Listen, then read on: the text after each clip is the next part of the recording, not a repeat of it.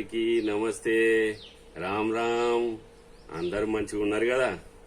మంచిగా ఉంటారు కానీ ఇవాళ కొత్త ముచ్చటితో వచ్చిన ఓలంటే విశ్వకర్మ భగవానుడు. విశ్వకర్మ భగవానుడు అంటేనే సృష్టికర్త అని అందరికీ తెలుసు. ద్వాపర సత్యయుగం లోపల స్వర్గలోకం నిర్మించిండ దేవతల కొరకు. త్రేతాయుగం లోపల స్వర్ణలంక నిర్మించిండు. ద్వాపరం లోపల ద్వారక నగరాన్ని, కలియుగం లోపల హస్తినాపురాన్ని, ఇంద్రపక్షాన్ని నిర్మించిండు. మొత్తం మీద విశ్వకర్మ భగవాను పెద్ద ఇంజనీరే, ఆర్కిటెక్ట్ ఇంజనీర్. ఈయనకు 5 ముఖాలు 10 చేతులుంటాయి. ఈ ముఖాల లోపల నుంచి వచ్చిన వాళ్ళే విశ్వబ్రాహ్మణులు. ఈ 5 ముఖాల నుంచి వచ్చిన వాళ్ళే విశ్వబ్రాహ్మణులు. మను, మయ, త్వష్ట, శిల్పి, విశ్వజ్ఞ బ్రహ్మలు. ఈ 5గురు కూడా విశ్వకర్మ భగవాన్ని పుత్రులు అంటారు. మయ బ్రహ్మ, మను బ్రహ్మ అంటే ఇతను ఇప్పటి కాలం లోపల ఇనుపు పని చేస్తాడు గనక ఆయన కమరోళ్ళు అంటారు.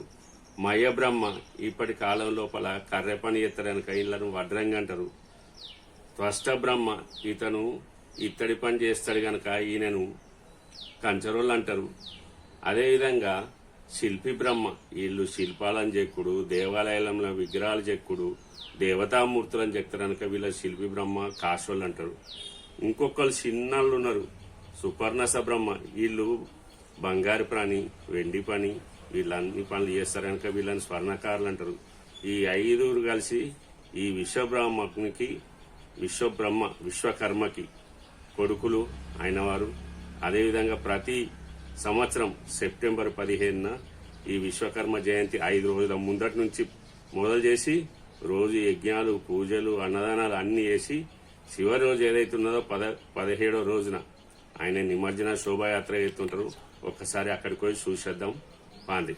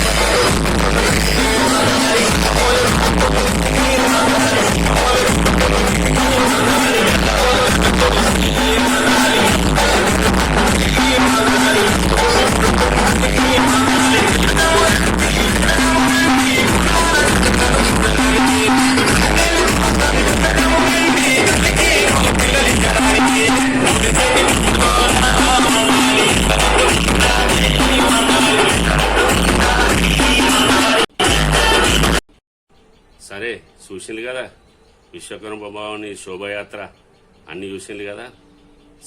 అందరికీ రామ్ రామ్. వీడియో ఇచ్చినందుకు సంతోషం. రామ్ రామ్. దండాలు.